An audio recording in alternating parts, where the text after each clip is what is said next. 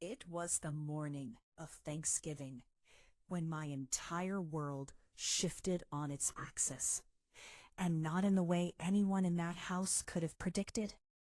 I was standing at my kitchen counter with flour on my hands and the warm smell of buttered pastry rising around me, pulling a walnut and brown sugar tart from the oven.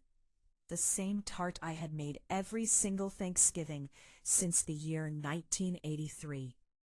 The same kitchen where I had raised my son Ethan. The same kitchen where my husband Gerald had kissed the top of my head every single morning for 38 years before the heart attack took him quietly in his sleep 16 months ago. I am 71 years old, and I have lived in this house on Creekwood Lane in the town of Maplewood Falls for 41 years.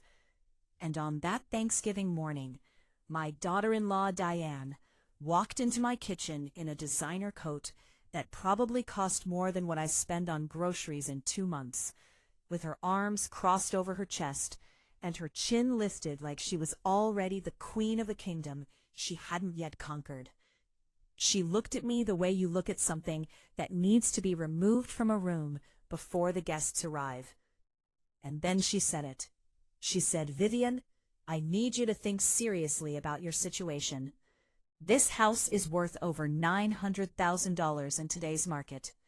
Ethan and I have already spoken to a real estate agent. We think it makes the most sense for everyone if you're settled somewhere more appropriate by the end of January." I slid the tart onto the cooling rack. My hands were steady. My breathing was even. I turned around and looked at her perfectly painted face, her silk blouse, her heels that were entirely impractical for someone standing in another woman's kitchen on a holiday morning. And I said, "All right." Just that. All right. Diane blinked. She had prepared herself for tears, I think. Maybe for arguments. Maybe for the kind of dramatic elderly woman collapse that would have made her feel powerful and generous all at once. Instead, she got one quiet word from a woman in an apron covered in faded blue cornflowers, the apron Gerald bought me on our 20th anniversary because he said it matched my eyes. "I'll need some time to sort through things," I added calmly. "The tart should be ready before the guests arrive. Would you like a slice?" She stared at me like I had answered her in a foreign language. Then she smoothed her already perfectly smooth auburn hair and said, "We don't eat refined sugar anymore. And honestly, Vivian, at your age, you should probably be thinking about your diet too. The assisted living communities I've been looking at actually have very structured nutrition programs." Assisted living. She said it like she was doing me a favor, like she was gift wrapping a cage and handing it to me with a bow. I was 71 years old, not 91. I walked 4 miles every morning along the creek trail behind the neighborhood. I volunteered at the County Literacy Center twice a week. I had a book club, a garden that had won the Maplewood Falls Neighborhood Beautiful Award 3 years in a row. And I had just recently figured out how to navigate something called a podcast, which I was very proud of. But I didn't say any of that. I smiled and said, "I'll look into it." And then I turned back to my kitchen and started arranging the serving dishes for dinner. Because what Diane did not know, what no one in that house knew yet, was something that was about to change absolutely everything. And I want you to stay with me until the very end of this story, because the ending is the part that matters most. The guests began arriving at 2 o'clock in the afternoon. There was rosemary turkey with herb butter, chestnut and cornbread stuffing, roasted garlic mashed potatoes, a slow braised green bean dish with crispy shallots, homemade cranberry and orange relish, sweet potato casserole with a pecan crust, and that walnut tart that Diane had so casually dismissed. My dining table was set for 19 people. Ethan arrived first, with Diane and their daughter Lily, who was 7 years old and wearing a velvet dress the color of midnight. Lily used to run to me the moment she saw me, arms wide open, little feet pounding across the floor. Today, Diane held her hand firmly and steered her toward the living room, saying in her performance voice, "Say hello to Grandma Vivian, sweetheart." And Lily looked up at her mother for permission before she said it. That small thing hurt more than anything Diane had said that morning. My sister Norma arrived next with her husband Frank. She took one look at my face and knew immediately that something had happened, because Norma has been reading me since we were children, growing up in the same small house on the other side of this state. But I smiled and shook my head the tiniest bit, and she gave me a look that said we were talking later, whether I liked it or not. Then came the extended family. Gerald's younger brother Clifton and his wife Priya. Our neighbors the Wentworths, who had been coming to every holiday dinner in this house for the past 13 years.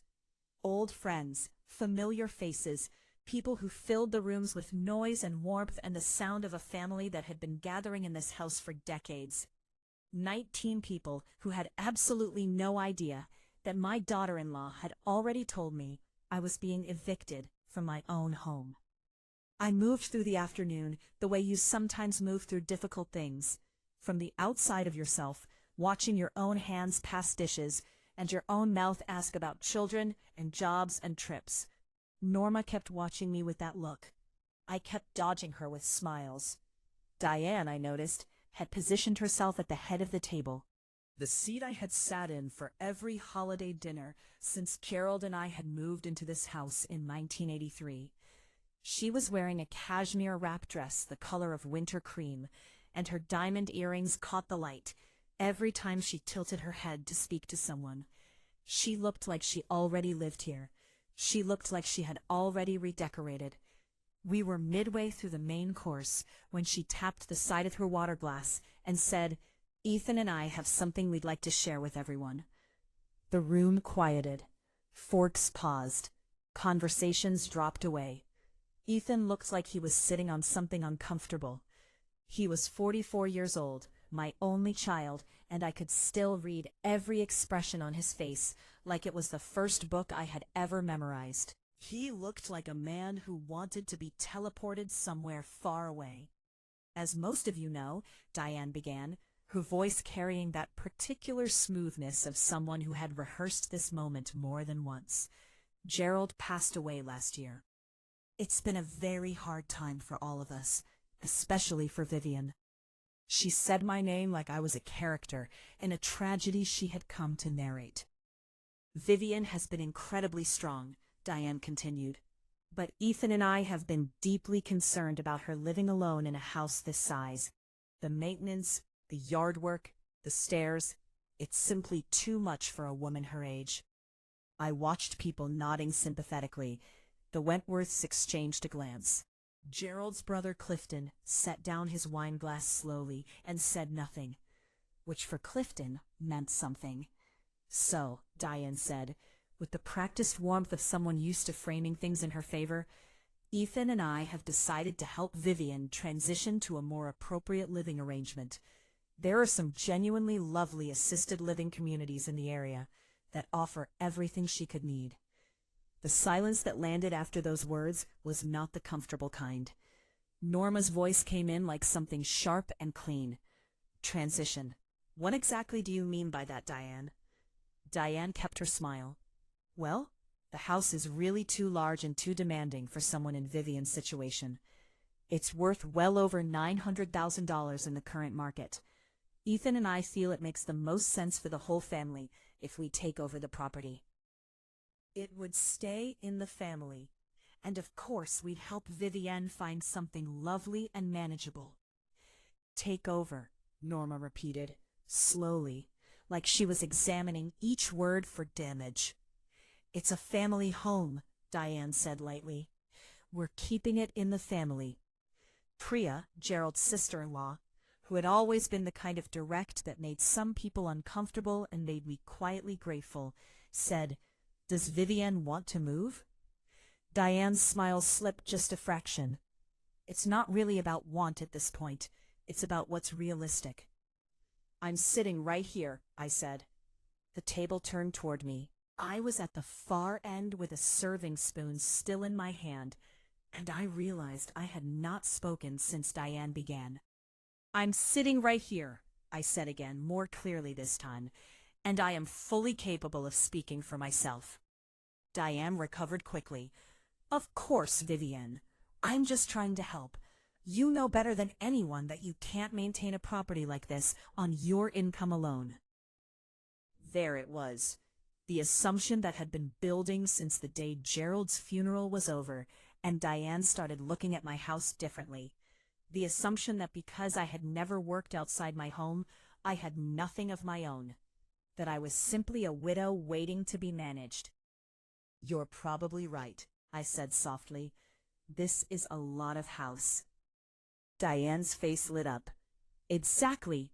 She understands everyone. She's being very reasonable."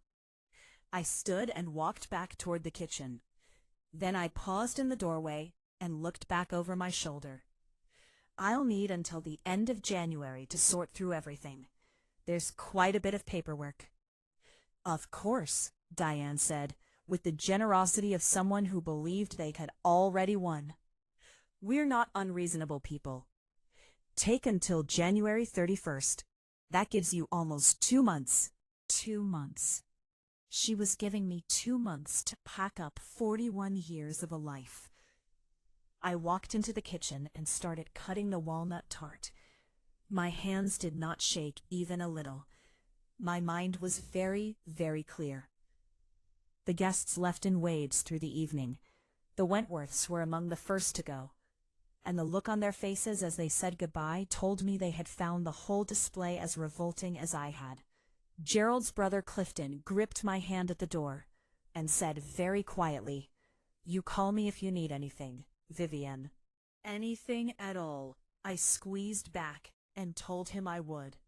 By 8 o'clock, the house was empty except for Norma, who had sent Frank home with the leftovers and stayed behind with her sleeves rolled up and her eyes full of fire. "Viv," she said, which is what she calls me when she means business, "what in the name of everything good was that?" I was at the sink washing the good china, watching the light from the window catch the soap bubbles and scatter little rainbows across the backsplash. Outside in the back garden, the floodlight had come on automatically, and I could see the climbing roses Gerald had planted along the fence for our 25th anniversary. The raised vegetable beds I had expanded every spring. The old elm tree near the back wall where we had hung a tire swing for Ethan when he was 4 years old. That, I said calmly, was Diane showing her cards. "And you just said, all right? You just said, fine, take my house?" "I didn't say fine. I said, all right.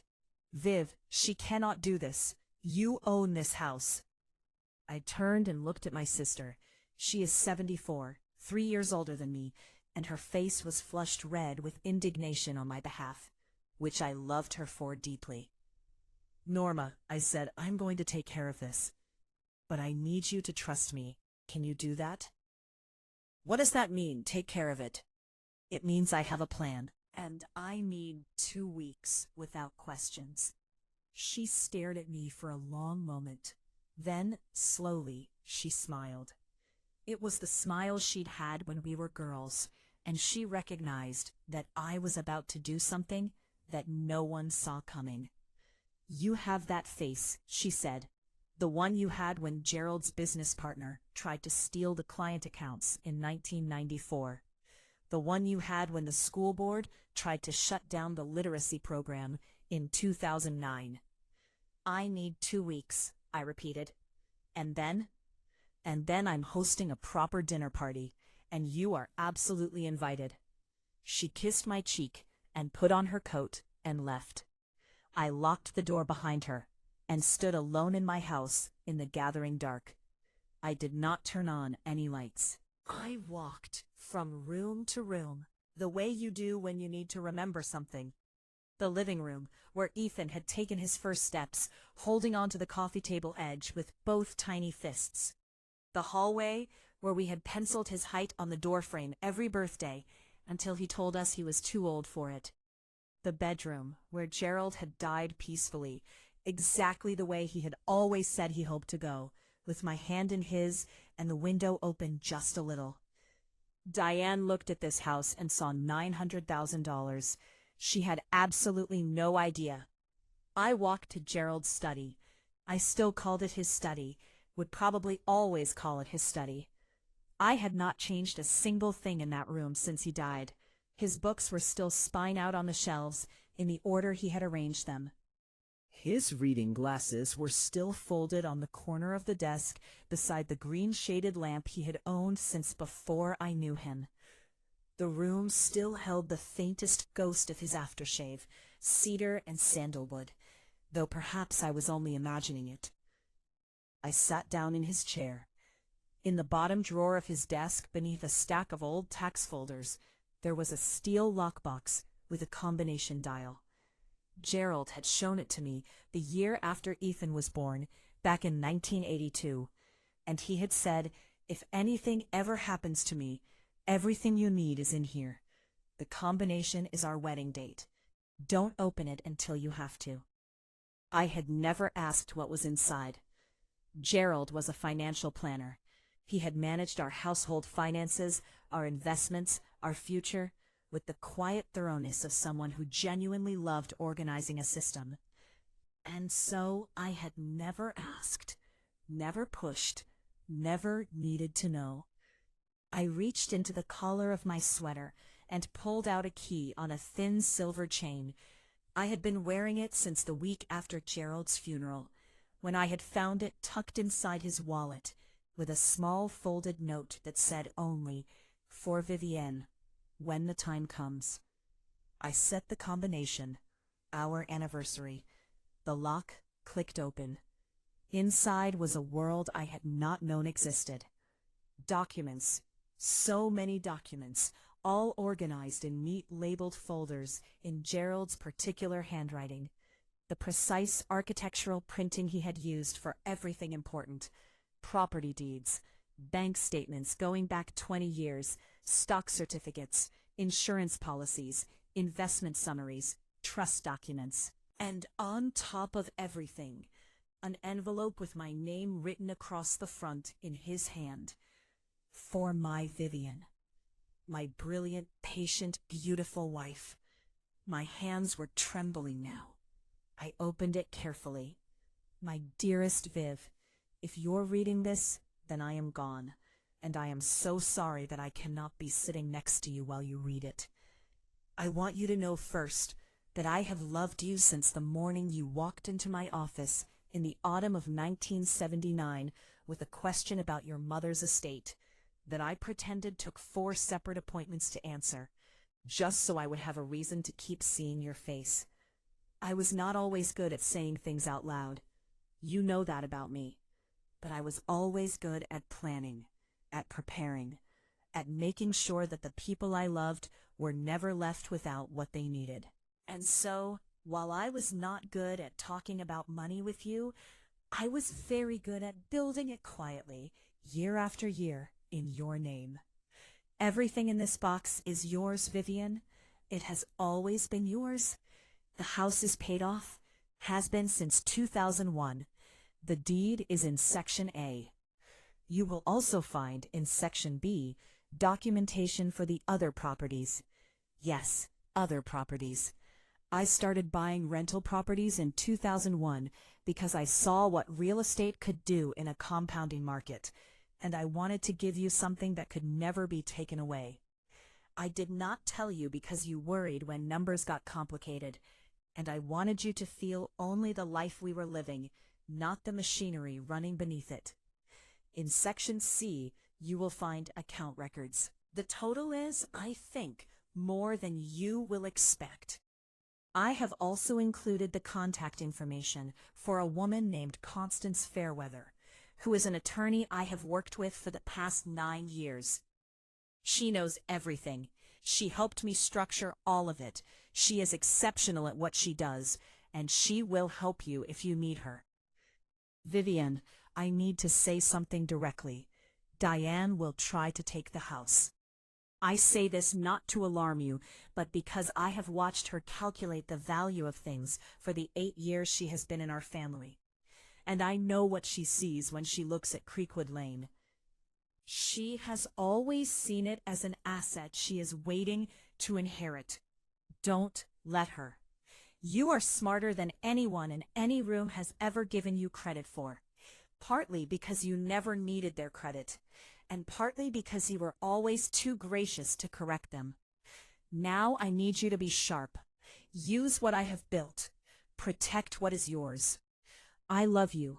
I love Ethan, even when he disappoints me. Be patient with him. He is weak where she is strong, but he is still our son. And take care of that garden. The climbing roses need mulching in December. Forever and completely yours, Gerald. I sat in that chair in the dark for a long time after I finished reading. Then I read it again. Then I opened Section B. Property deed, 1482 Fernwood Court, Maplewood Falls. Owner, Vivienne Claire Alderton. Rental property. Purchased April 2001. Property deed, 778 Birchdale Avenue, Maplewood Falls. Owner, Vivienne Claire Alderton. Rental property. Purchased September 2003. Property deed, 334 Quarry Ridge Road, Stonehaven Township. Owner, Vivienne Claire Alderton. Rental property. Purchased February 2005. I kept going. Folder after folder. By the time I reached the last document in Section B, I was staring at the records for 19 rental properties. 19, all in my name. All purchased quietly over 23 years by a man who understood compound growth the way some men understand music, as something that builds on itself, that gets richer and more complex the longer you let it play. I opened Section C. The first bank statement showed a checking account balance of $92,400. The second showed a money market account with just over $1.3 million. The third was an investment portfolio statement. I read the total 3 times before I believed it. $2,789,000. I kept reading. A secondary investment account held in a trust. Stock certificates for 11 different companies. A life insurance policy I had forgotten existed, already paid out and sitting in an account I had never checked. By the time I reached the last page of Section C and added everything together in my head the way Gerald had taught me to do on the back of envelopes at the kitchen table 30 years ago, the number I arrived at was somewhere in the range of $14,200,000. Not counting the house. Not counting the house that Diane thought she was going to take from me. I started laughing. I sat alone in my dead husband's study with his reading glasses on the desk in front of me and his letters in my hands, and I laughed until my shoulders shook and my eyes were streaming, and I had to press both hands over my mouth to keep it from echoing through the empty house. Diane had called me a woman who had never contributed anything financially, who had no retirement, no savings, no assets, who would run out of money within months if she tried to keep her own home. She had no idea that I owned 19 rental properties, generating income every single month. She had no idea that Gerald had spent 2 decades quietly building a fortress around me. She had no idea that the woman she had just told to pack her things and find an assisted living apartment was worth over $14 million. Then I gathered every document back into its folder, put the folders back into the lockbox, locked it, and tucked the key back beneath my collar. Then I picked up my phone and dialed the number at the bottom of Gerald's letter. It rang twice. Fairweather and Associates, this is Constance. She answered her own phone at 9:30 on Thanksgiving night. Constance Fairweather, I said, my name is Vivienne Alderton. My late husband Gerald told me to call you if I ever needed to. A brief pause. Mrs. Alderton. Her voice was calm and warm and immediately competent. Gerald told me this call might come one day. I am so very sorry for your loss. He was a genuinely good man. Thank you. I need legal advice. My daughter-in-law has just announced to my entire family at Thanksgiving dinner that she intends to take my house. She believes I have no financial resources and cannot support myself. She has given me until January 31st to vacate. Silence. Then, does she know about the estate Gerald structured? No. Does she know about the rental properties? No. Does she know about the investment accounts? No. I heard Constance exhale slowly. Mrs. Alderton, I think we need to meet as soon as possible. Can you come to my office Monday morning? Yes. 9 o'clock. Bring everything from the lockbox Gerald mentioned. Every document. I'll be there. And Mrs. Alderton? Until then, don't move a single thing from that house. Don't sign anything. Don't agree to anything. And if you can, start writing down every conversation you've had with your daughter-in-law on this topic. Every word you remember. I'll do that. Good. We're going to be just fine. I hung up and sat for another few minutes in the quiet dark. Then I went upstairs to start organizing Gerald's documents into folders labeled by category, by date, by account number. I was not packing to leave. I was preparing to fight, and I was smiling. If you feel my words reaching you through this story, I want to ask you to show your support by liking this video and subscribing to the channel. And tell me something in the comments, something I genuinely want to know. Tell me which city you are listening from. I want to see how far a woman's voice can travel when she decides to tell the truth. Help me build this community so we can keep bringing you stories like this one. Real, honest, and worth your time. Let's get back to Vivian. Monday morning arrived with a frost on the windshields and a pale winter sky. I was awake at 5, as I always am. I made my coffee, the strong kind, and sat at the kitchen table, watching the light come up slowly over the back garden. The climbing roses had gone bare for the season, just dark, tangled arms against the fence. But I could already picture them in spring. Gerald had planted them in a variety called Constance Spry, which I had always thought was a beautiful name for a beautiful thing. At 8 o'clock I put on my best wool dress, the dark plum one I had bought for Gerald's retirement dinner 7 years ago, and my pearl earrings. I stood in front of the mirror in the bedroom and looked at what Diane saw.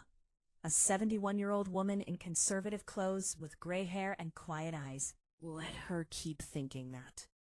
Constance Fairweather's office was on the 4th floor of a building in downtown Maplewood Falls that I had driven past hundreds of times without ever going inside. Her name was on the door in gold lettering.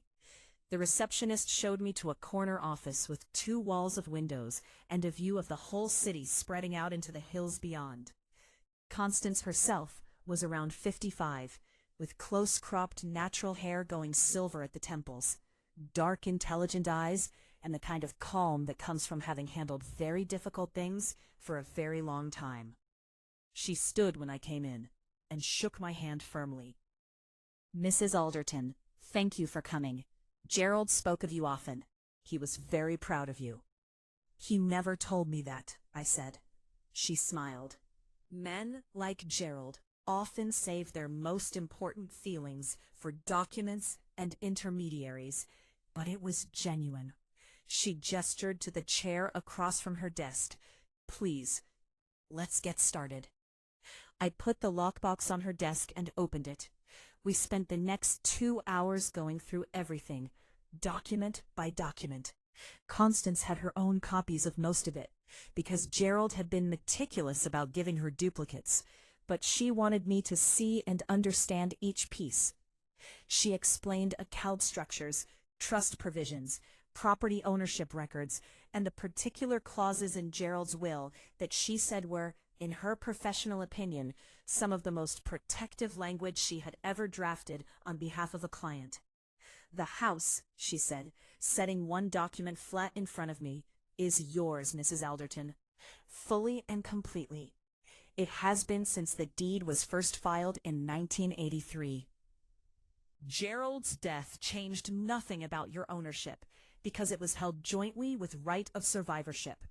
It automatically became solely yours the moment he passed. Your daughter-in-law has zero legal claim to this property. None whatsoever. She doesn't know that. Clearly, or she would not have been bold enough to announce a takeover at a family dinner. Constance leaned back slightly. Which brings me to the more interesting question. What does she think she's doing, legally speaking? I think she believes that as Ethan's wife, and as what she assumes is the only financially capable person in the family, she can simply pressure me out, which is a form of elder financial exploitation. In this state, that carries both civil and criminal exposure. Constance pulled out a separate notepad. Tell me everything. Every word. I told her. The kitchen conversation. The dinner announcement. The way Diane had positioned herself at the head of my table. The deadline. The words she had chosen. Constance took notes steadily throughout, and her expression grew incrementally darker with each detail. We have several things working strongly in your favor, she said when I finished. The property ownership is legally airtight. The estate structure is comprehensive and has already been through probate. And you have something else working in your favor. She looked at me directly. You did not panic. You did not sign anything, agree to anything, or make any moves that could be interpreted as acquiescence. I said, all right. I told her I'd think about assisted living. Which shows nothing except that you were buying time. That's actually good. She paused. Alderton, there's something else I want you to consider. The way this plays out matters almost as much as the legal resolution itself. We could file immediately, which would be satisfying, but would also put your son directly in the crossfire, with no preparation. I don't want Ethan destroyed. He's been foolish and he's been weak, but he's my son. Understood. Then I suggest we give this a few more weeks. Document everything. Let her continue making moves while we build the record, and then we address it at a moment of your choosing, on your terms. I've been thinking the same thing. Constance smiled. It was a small, precise smile that suggested she enjoyed her job. Gerald said you were the smartest person he had ever personally underestimated. He said that with a great deal of affection, I should add. I drove home with a small recording device that Constance had given me tucked into my coat pocket. One-party consent recording is completely legal in this state, she had told me. Keep it with you whenever Diane is present or calling. I did not have to wait long. Diane called that same afternoon. Vivienne, I hope you've started sorting through your things. Ethan drove past the house this morning, and honestly, the front walkway needs attention. You should be keeping the property up, especially now. It affects resale. I had already pressed record. I've started making some decisions about what to take, I said. Good. I've confirmed a moving company for January 22nd. They'll load everything directly to whatever storage unit or facility you choose. I've also arranged for a donation pickup for the larger furniture.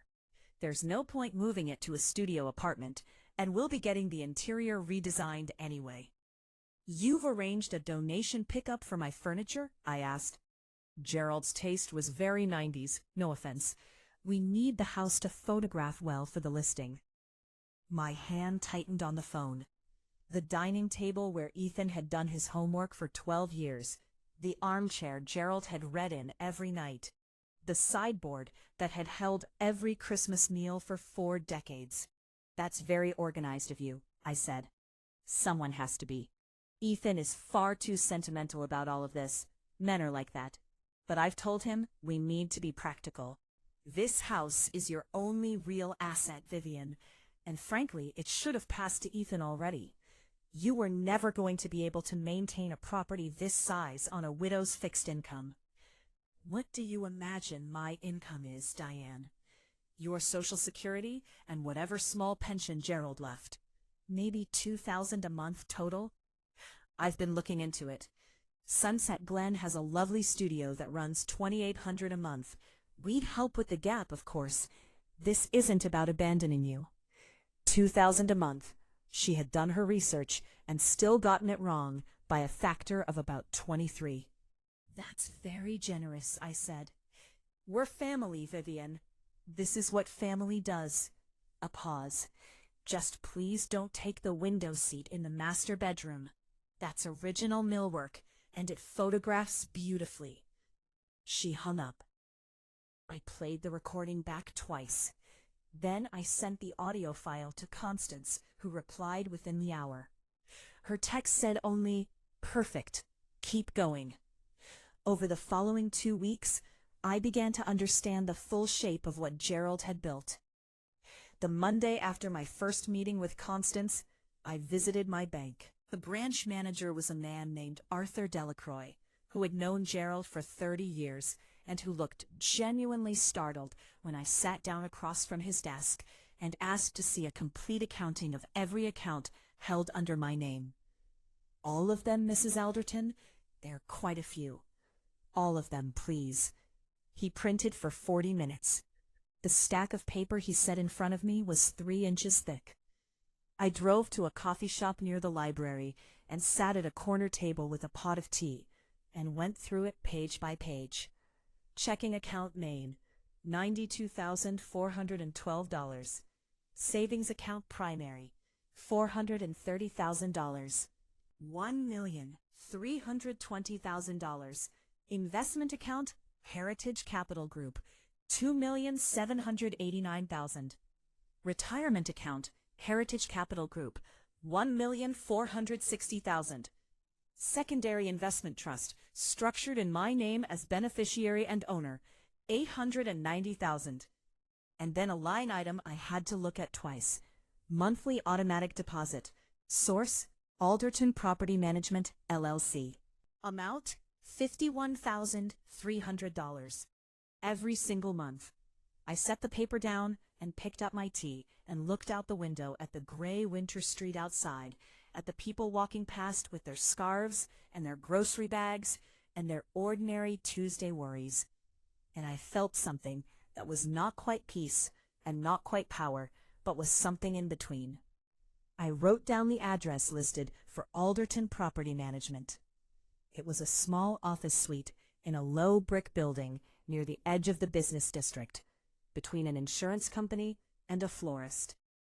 The sign on the frosted glass door said APM, Property Solutions. Inside, a woman in her late 40s was working at a large monitor, surrounded by color-coded binders. She looked up when I opened the door, and something shifted in her face. "Mrs. Alderton?" "Yes." She stood immediately. "Oh my goodness. I'm Rosalind Tate. I've been the property manager here since your husband brought me on in 2008. I am so sorry about Gerald. He was absolutely one of the best people I have ever worked for." She came around the desk and shook my hand with both of hers.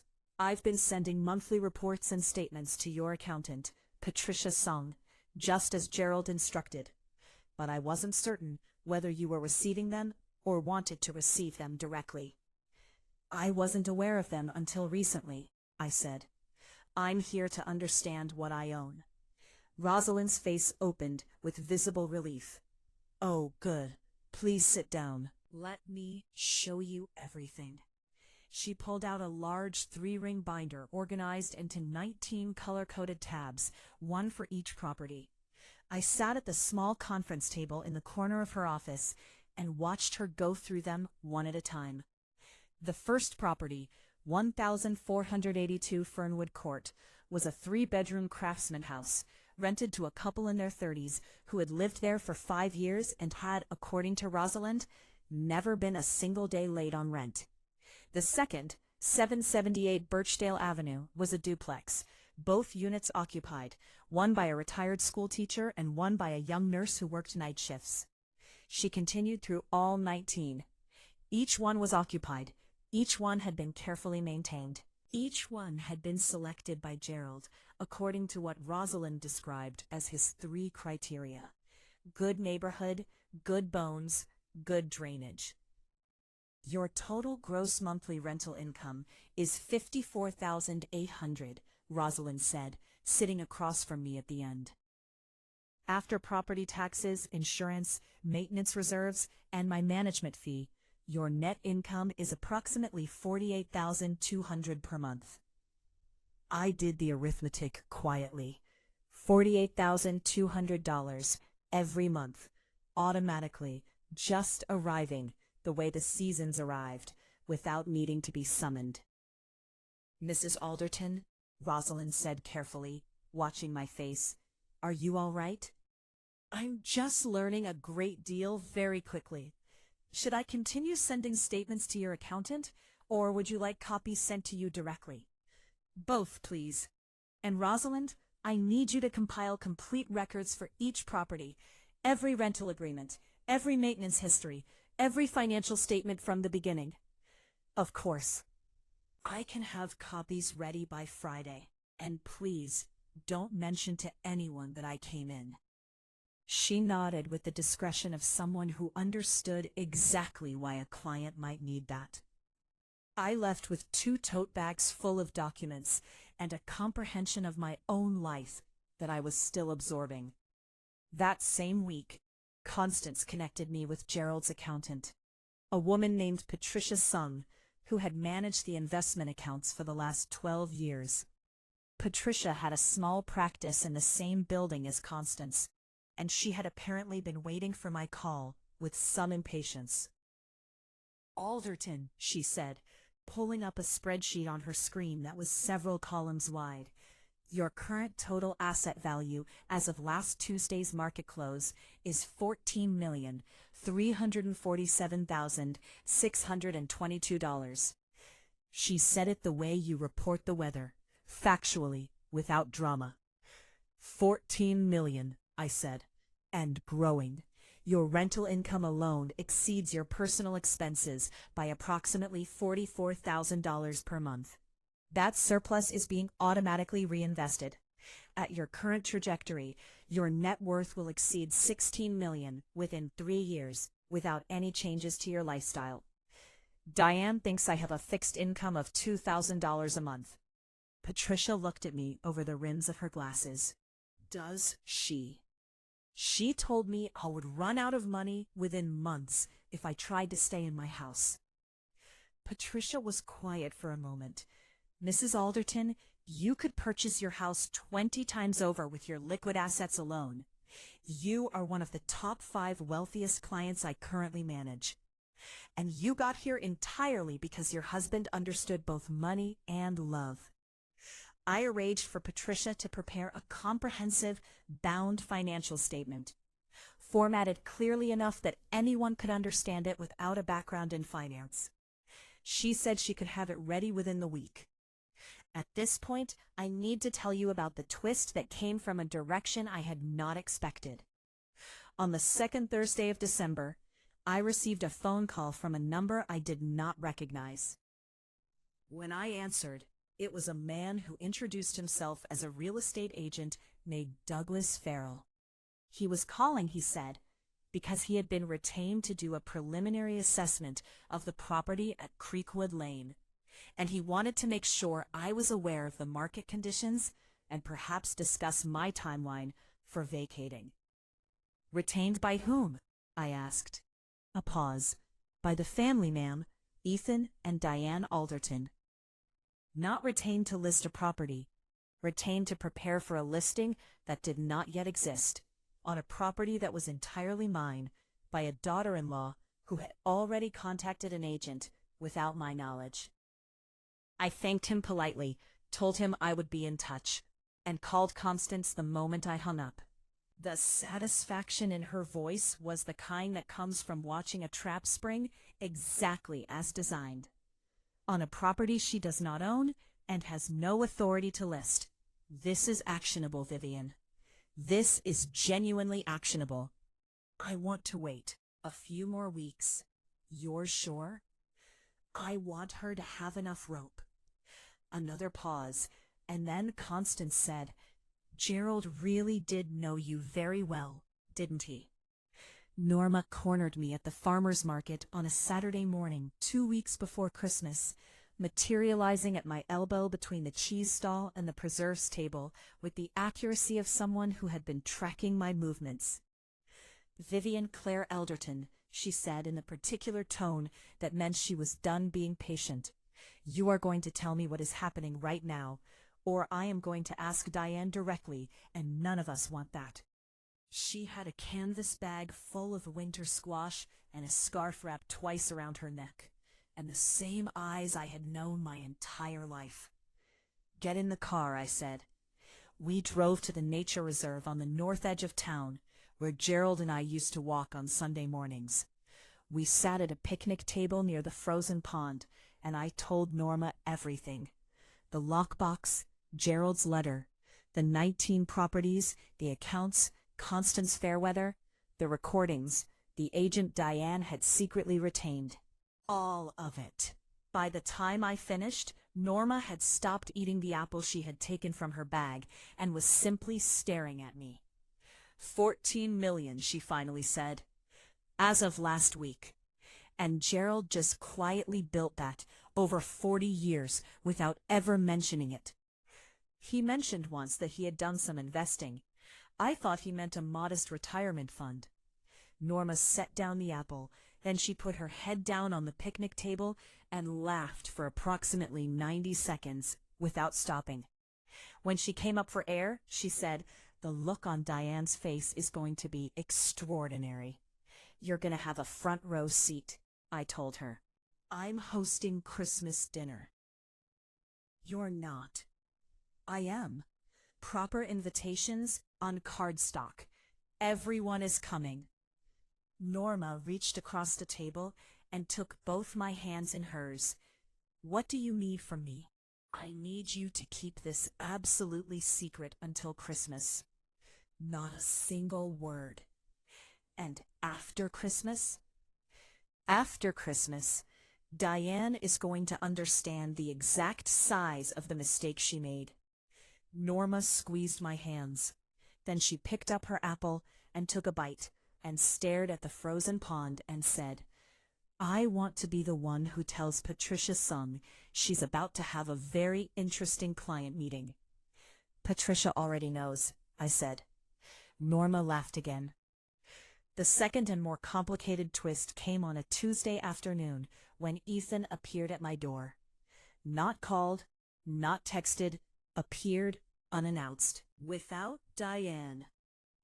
I was in the garden cutting back the dead growth on the rose canes when I heard his car in the drive, and I stood there with my pruning shears in my gloved hands and watched my son walk across the lawn toward me with his hands in his coat pockets and an expression on his face that I had not seen in a very long time. He looked like the child who had broken a window with a cricket ball and waited 3 hours to confess. "Mom," he said. "Ethan." He stopped a few feet away. "Can we talk?" "You can help me with these roses while we talk." "Here." I handed him the spare pair of gloves from my garden basket. He put them on and crouched next to me near the base of the far fence section and started cutting carefully at the dead wood, the way I had taught him when he was 12. For a minute, neither of us said anything. Then Ethan said, "I've been doing a lot of thinking." "Have you?" "About how things have gone this past year, since Dad died." He cut a dead cane at the base without looking at me. "I don't think I've been a good son." I continued working. "No," I said, "you haven't." Another silence. "I believed things Diane told me about your finances because it was easier than asking you directly. Because asking felt like it was suggesting you couldn't manage, and I didn't want to make you feel that way. But the result was that I let her go further than I should have, and I told myself we were helping you." "Were you helping me, Ethan?" He was quiet. "When is the last time you called just to ask how I was? Not about the house, not about timelines, just how I was." He didn't answer, which was itself an answer. "Your father called his mother every Sunday for 32 years, I said. Rain, travel, illness, it did not matter. Sunday morning, 9 o'clock. He called. Ethan sat back on his heels and looked at me. His eyes were red at the edges. I'm sorry, Mom. I know you are.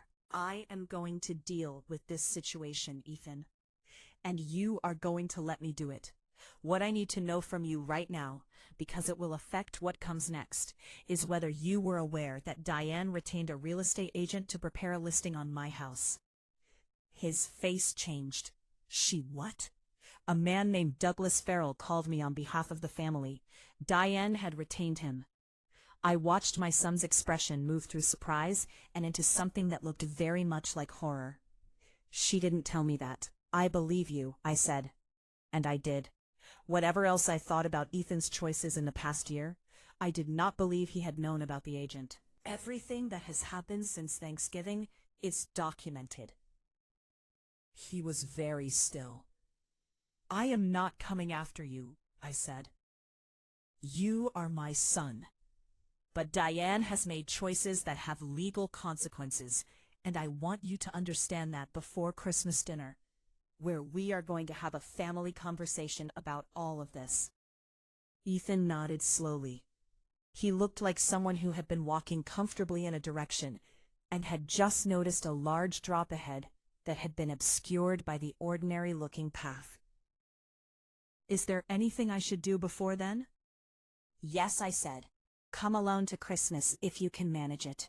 Or if Diane insists on coming, be prepared for what she will hear. He drove away 20 minutes later, and I stood at the garden gate watching his car until it turned the corner. Then I went inside and called Constance. He didn't know about the agent, I said. Does that change your plan? No, I said, but it changes how I feel about my son. On the 18th of December, I sent the invitations. Not text messages, not phone calls. Printed cards on cream-colored stock with a dark green border, from the stationery shop on Mill Street, where I had bought Christmas cards for 30 years. You are warmly invited to Christmas dinner at the home of Vivian Claire Alderton, 22 Creekwood Lane, Maplewood Falls, December 25th at 6 o'clock in the evening. Smart dress requested, RSVP required. I sent one to Ethan and Diane, one to Norma and Frank, one to Gerald's brother Clifton and his wife Priya, one to the Wentworths, one to Ethan's cousins on the Alderton side, one to 3 of my oldest friends from the Literacy Center, and one to Constance Fairweather, with a note in my own handwriting that said, "Please bring everything, 7:30, after the first course." Diane called within 2 hours. What is this, Vivian? You're still in the house. This is my home, Diane. I've been having Christmas dinner here for 41 years. We already told my family we were hosting at our apartment this year. Then you'll need to let them know of the change. Christmas is at Creekwood Lane. Why would we come? You're supposed to be packing. We're going to discuss the house, I said simply. Ownership, finances, future plans. I think you'll find it worthwhile. A longer pause this time. What are you playing at? I'm hosting Christmas dinner, I said. RSVP by Thursday. I need an accurate head count. I hung up before she could respond. 3 days before Christmas, something happened that I had not planned for. I received a letter, not an email, an actual letter in a business envelope from a law firm in the city. The firm's name was Hartley, Brennan & Morrow. The letter stated that they had been retained on behalf of Ethan James Alderton in the matter of the estate of Gerald Vincent Alderton, and that their client was seeking documentation related to the probate of said estate, including property deed records and account ownership structures. Diane had hired lawyers in Ethan's name, without his knowledge. I knew this the moment I read the letter because I called Ethan immediately, and his genuine confusion was unmistakable. I didn't hire anyone, he said. I've never heard of that firm. The letter is addressed from your legal name. Silence. "Diane," he said quietly. "Not a question, a conclusion. I would encourage you to have a conversation with your wife before Christmas," I said. I forwarded the letter to Constance, who called me back within the hour. "This is extraordinary," she said, and her voice had the particular quality of a lawyer who has just received a gift. "She retained attorneys in your son's name without his authorization. This constitutes unauthorized legal action. It's a serious problem for her. Vivienne, is it enough to bring to Christmas dinner? It is enough to bring to a courtroom. Christmas dinner seems almost gentle by comparison." Christmas morning was cold and clear, one of those winter days where the light has a particular quality, coming in low and silver and making everything look both sharp and fragile. I woke at 5:15 and lay still for a moment, listening to the house breathe around me. Then I got up and started cooking. I made a rosemary and citrus roasted turkey, chestnut stuffing with fresh sage from the pots I kept on the kitchen windowsill through winter, creamy mashed potatoes with roasted garlic folded in, green beans with toasted almonds and lemon, cranberry sauce made with orange zest and a splash of port, sweet potato pie with a brown sugar crust, and the walnut tart, the same one Diane had dismissed at Thanksgiving, the same one I had been making every holiday since 1983. At 4 o'clock, I went upstairs to dress. I had bought the dress 3 weeks earlier. It was a deep garnet silk, well cut and beautifully simple, the kind of thing that costs what it costs and is worth every penny. I wore Gerald's wedding gift to me on our 30th anniversary, a strand of South Sea pearls with a diamond clasp, which Diane had once told me looked like costume jewelry. They were worth $48,000 at current market value. I had never corrected her. I stood in front of the mirror and looked at what I saw. A 71-year-old woman with silver hair and a straight spine and eyes that had spent the past month getting very, very clear. The doorbell rang at 5:45. Norma and Frank arrived first, which I had asked for. Norma hugged me in the hallway and then held me at arm's length and looked at my dress and my pearls and my face and said, "Viv, you look like the final scene of something very good." Clifton and Priya arrived at 6, then the Wentworths, then my friends from the Literacy Center, then Ethan's cousins. The house filled with warmth and conversation and the smell of everything I had been cooking since morning. At 6:10, headlights swept across the front windows. I watched from the hallway as Ethan and Diane walked up the front path. Diane was wearing a white structured blazer over wide-legged trousers, very expensive, very deliberate. She was carrying a bottle of wine and wearing the expression of someone who has decided to be gracious about something they'd privately resent. Ethan walked slightly behind her and did not look like himself. I opened the door. "Vivienne," Diane kissed the air near my cheek. Her eyes moved immediately to my pearls. "Are those new?" "They were a gift from Gerald," I said. 30 years ago. Come in." In the living room, above the mantel, I had placed a large framed photograph. It was from Gerald and my 40th wedding anniversary, the two of us dancing in the garden at the party our friends had thrown. And I was wearing these exact pearls and laughing at something Gerald had said into my ear. Beneath the photograph, on the mantel itself, was a small brass plate I had commissioned from the engraver on Oak Street. It read, "Vivienne Claire Alderton, owner, 22 Creekwood Lane, Est, 1983. Diane saw it the moment she entered the room. She stopped. "What is that?" "A property ownership plaque," I said pleasantly. "I thought it was a nice touch for the holiday. It was made by my attorney." "Your attorney made that?" "She did. She handles my property matters. She'll be joining us after the first course." Diane turned to look at me. Not quite alarm, not yet. but the first small movement of a woman who has just noticed that the ground beneath her feet might not be as solid as she calculated.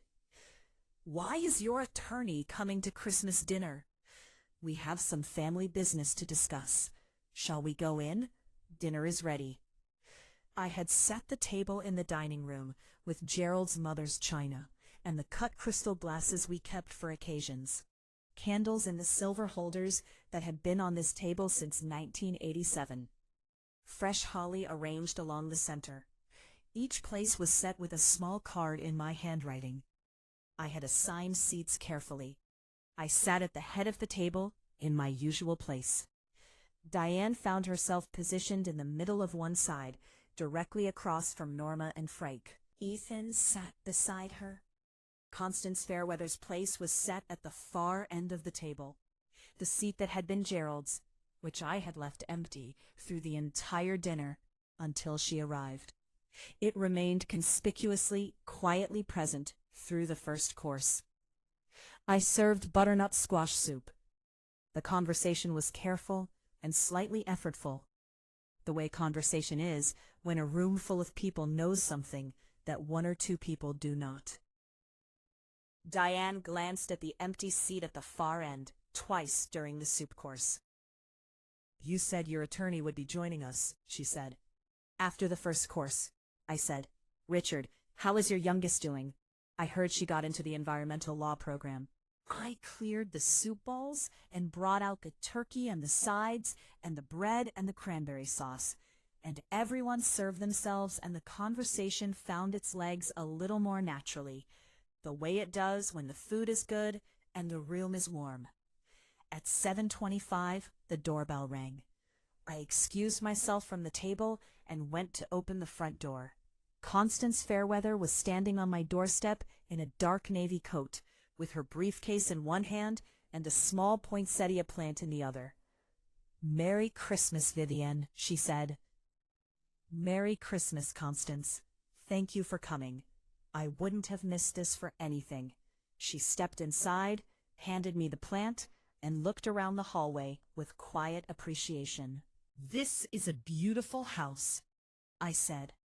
She smiled. "It absolutely is."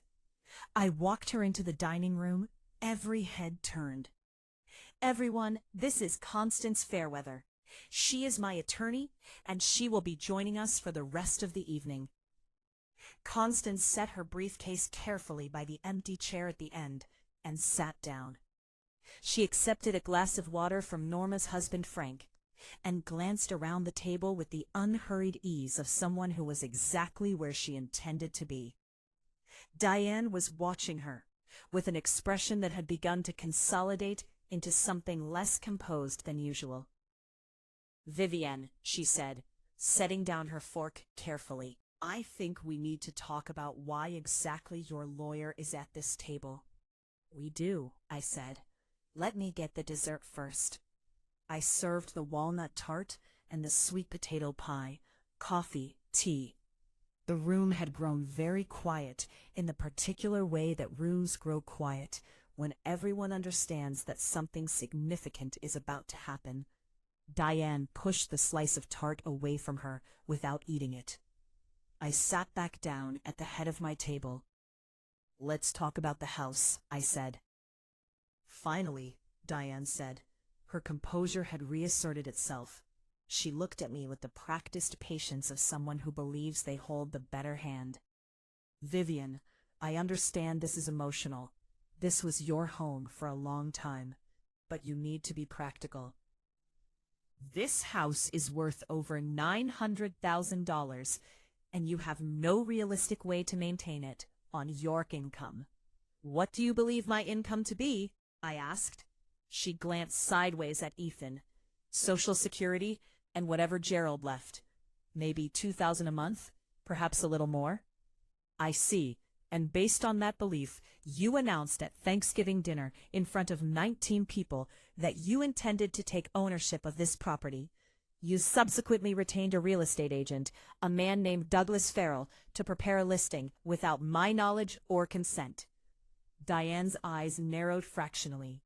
You also, I continued, retained a law firm, Hartley, Brennan, and Morrow. Without his knowledge. The silence was absolute. Ethan slowly turned to look at his wife. Diane, he said quietly, the law firm. That's a mischaracterization, she said. I was exploring options on your behalf. In my name, Ethan said, without telling me. Constance placed a document on the table in front of her. Mr. Alderton, I have a copy of the retainer agreement filed by Hartley, Brennan, and Morrow. It lists you as the client. Your signature does not appear on it. In this state, retaining legal counsel in another person's name and without their consent constitutes fraud. Diane's color shifted.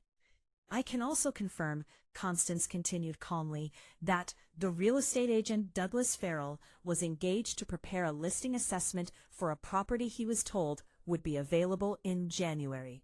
This was done without the knowledge or authorization of the property owner. That owner is, of course, Mrs. Alderton.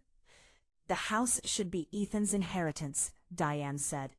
It's a family asset. No, Constance said. It isn't. It is a private asset belonging solely to Vivian Claire Alderton, purchased jointly in 1983 and passed to sole ownership upon the death of Gerald Alderton in accordance with the joint tenancy agreement. No inheritance has been triggered. No legal mechanism exists by which Ethan or his wife can claim this property while Vivian is alive and wishes to remain in it. I placed my hands flat on the table. Diane, I said, you told my family that I was financially incapable of maintaining this house. You told Ethan I had no meaningful income. You told me I had 2 months to vacate. You scheduled movers without my permission. You hired a real estate agent without my permission. You retained attorneys in my son's name without his permission. I paused. I would like to show everyone what you did not know about my financial situation. I nodded to Constance, who opened her briefcase and produced a bound document. Patricia Sung's comprehensive financial statement, formatted in clean columns with clear section headers and a cover page that said, Financial Summary, Vivian Claire Alderton, prepared December 22nd. Constance slid copies across the table, one to Ethan, one to Clifton, one that she set in the center where multiple people could lean in. Let me walk through this, I said. I opened to the first section. My monthly income. Diane, you estimated $2,000 per month. In fact, my total monthly income is $50,342. That is my Social Security payment of $2,142, plus net rental income of $48,200. Diane said nothing. Rental income, I continued. From 19 rental properties, all of which I own outright, all of which are currently occupied, all of which have been professionally managed since their purchase. I turned the page. Section 2, Properties. Gerald purchased 19 rental properties over a period of 23 years.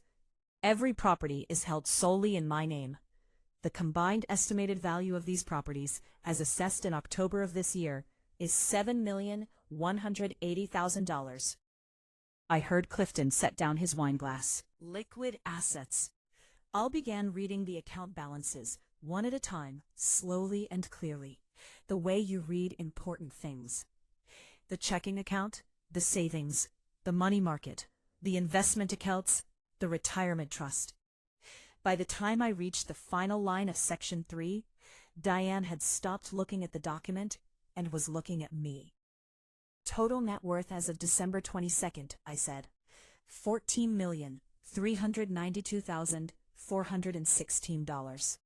Not including the house you believed you were going to take from me. The grandfather clock in the hallway ticked. Ethan was absolutely still. 14, Norma said from across the table, and her voice had a particular quality, steady but carrying. Million. Yes, I said. You thought she had $2,000 a month, Norma said, looking at Diane. Diane was gripping the edge of the table. I didn't know. How was I supposed to know? Gerald never.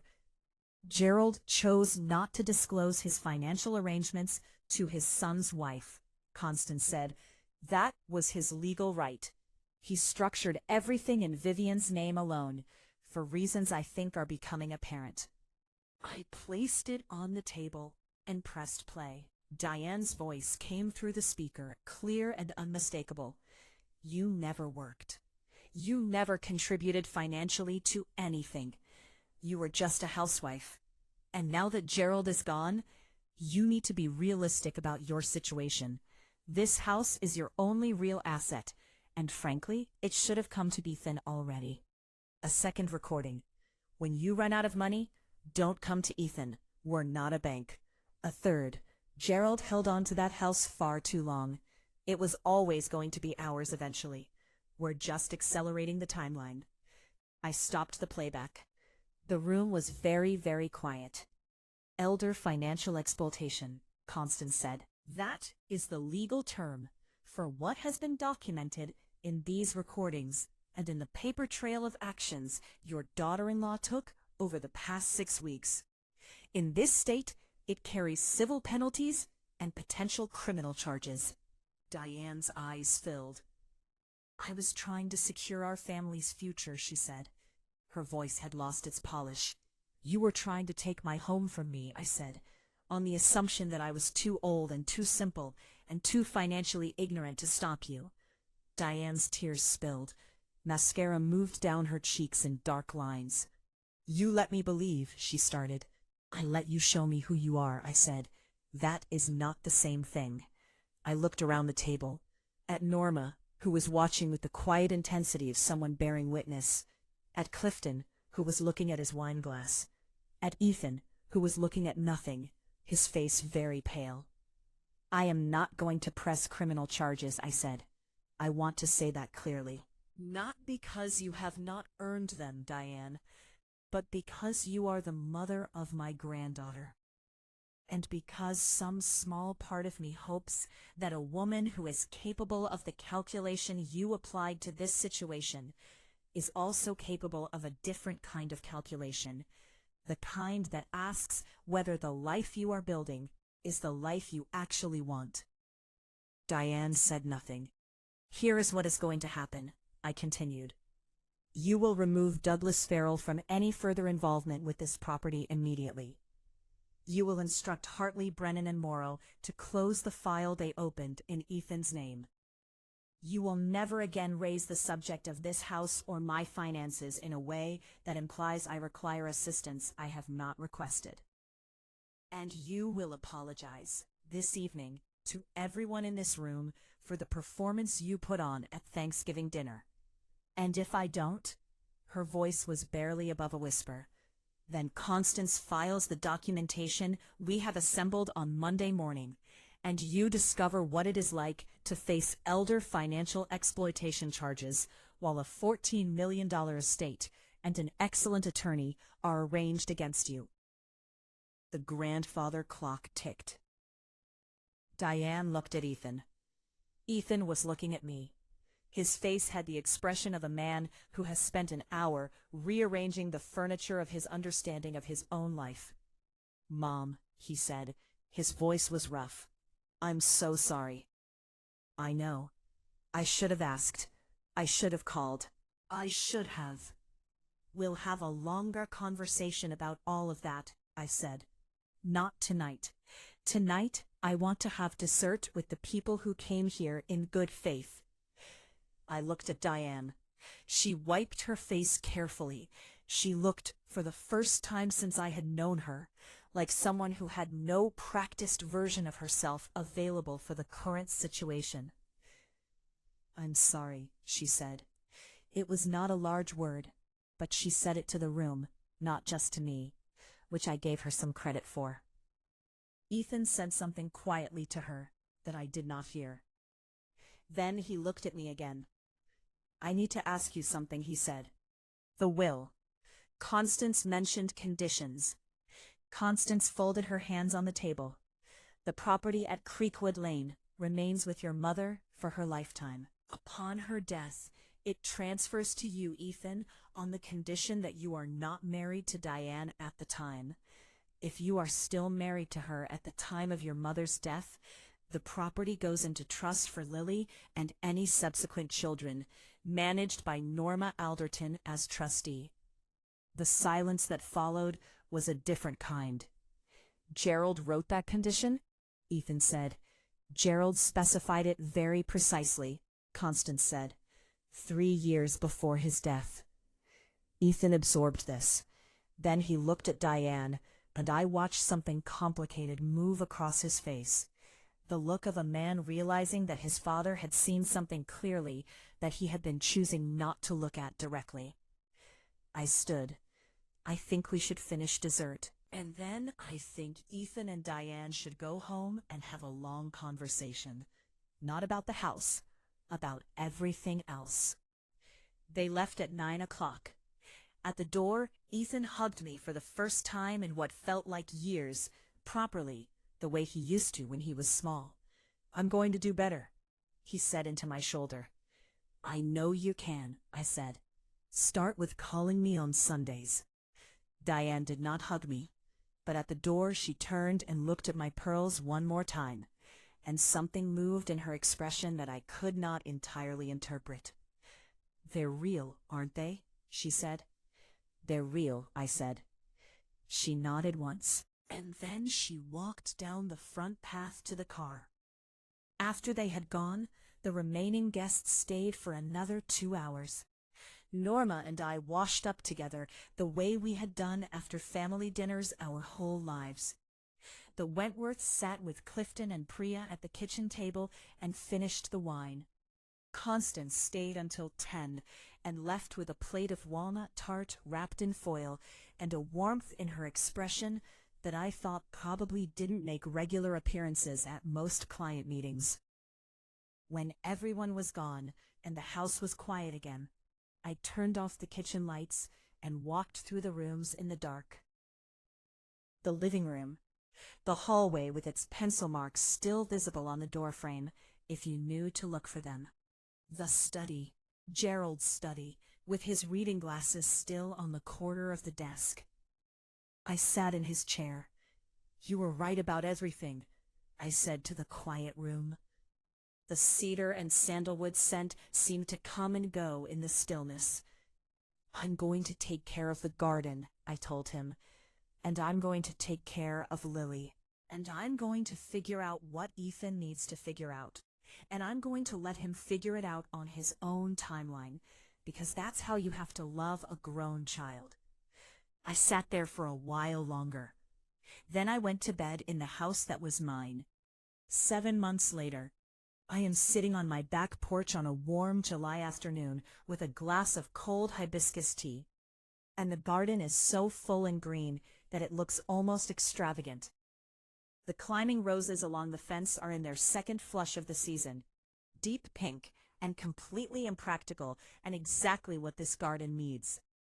We have started a walking group with 3 of my friends from the Literacy Center, 4 miles every morning along the creek trail. And I am the fastest among us, which I mention not with pride, but with gratitude. Ethan calls every Sunday at 9 o'clock. It started haltingly, those early calls, a bit formal, a bit careful, both of us navigating something that needed time to find its shape again. But by the 3rd month, they had become real conversations, the kind that Gerald and his mother used to have, about small things and large things, and the particular texture of an ordinary week. I found out things about my son I had not known, about his work, his anxieties, his fears about what kind of father he was becoming. I told him things about myself, about Gerald's early years building the business, about how I had felt during the long months after the funeral. We had wasted years of knowing each other by assuming we already did. Lily came to stay with me for 10 days in June. Just the 2 of us. We went to the beach, which she had asked for specifically. And we built sandcastles and ate fried clams and watched the sun go into the water every evening. And she told me things she did not tell her parents, and I kept every one of them. She called me Nana Viv, which was her own invention, and which I treasured. Ethan and Diane are in couples counseling. I know this because Ethan told me, which I considered a sign of genuine change. Whether it will resolve things between them, I genuinely do not know, and genuinely believe is not mine to predict. Diane has not contacted me directly since Christmas night. Once, through Ethan, she sent a message that said only that she understood things better now. I chose to take that at face value. I joined the board of the Maplewood Falls Public Library. I have a meeting next Thursday that I am genuinely looking forward to. Patricia Sung sends me monthly reports now, directly to my own email address, and I read them. I have learned a great deal about investing and asset management in the last 7 months, enough to have 2 intelligent conversations with Harold about rebalancing the portfolio, which I think would have amused and pleased Gerald enormously. Rosalind at Alderton Property Management sends weekly updates. One property on Fernwood Court had its furnace replaced in March, a significant cost that was handled entirely from the maintenance reserve Gerald had always insisted on keeping. I was glad he had insisted.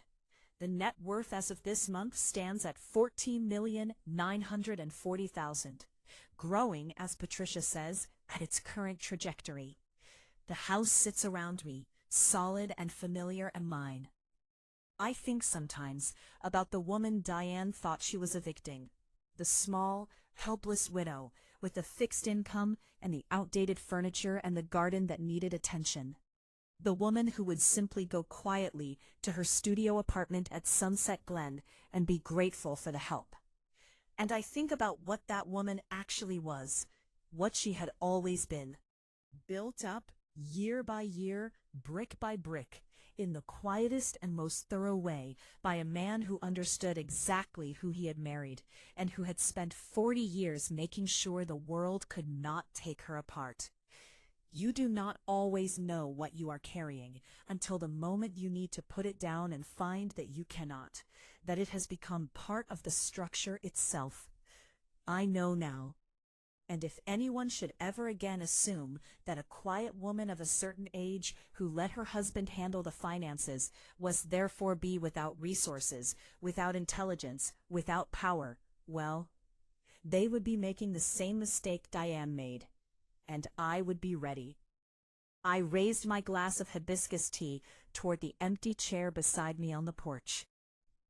The one where Gerald used to sit in summer evenings, with his own glass of something cold and his book face down in his lap, and the particular piece of a man who was exactly where he wanted to be. Thank you, I said, for all of it, for seeing me so clearly, even in the years I didn't know I was being seen. A breeze came through the garden and moved through the roses along the fence, and somewhere in the sound of it, I found the thing I had been looking for since the night I opened that lockbox. Not rescue, not vindication, not even victory, though those things had come. Just the knowledge that I was exactly where I belonged. In my house, in my garden, in my life. And that was more than enough. It was everything. If this story reached something real inside you, I want to ask you to do one small thing for me. Like this video and subscribe to this channel so we can keep creating content that tells the truth about women and strength and the quiet ways that love protects us across time. And tell me something in the comments that I genuinely want to know. Tell me which city you are listening from today. I want to see how far a woman's voice can travel when she has something worth saying. Every comment from a new city tells me that this community is growing, that these stories are landing somewhere real. Help me build this so we can bring you more. More truth, more strength, more stories like Vivian's about the women the world underestimates and what happens when they finally decide to show their hand. Thank you for listening all the way to the end. That, more than anything, is what keeps this going.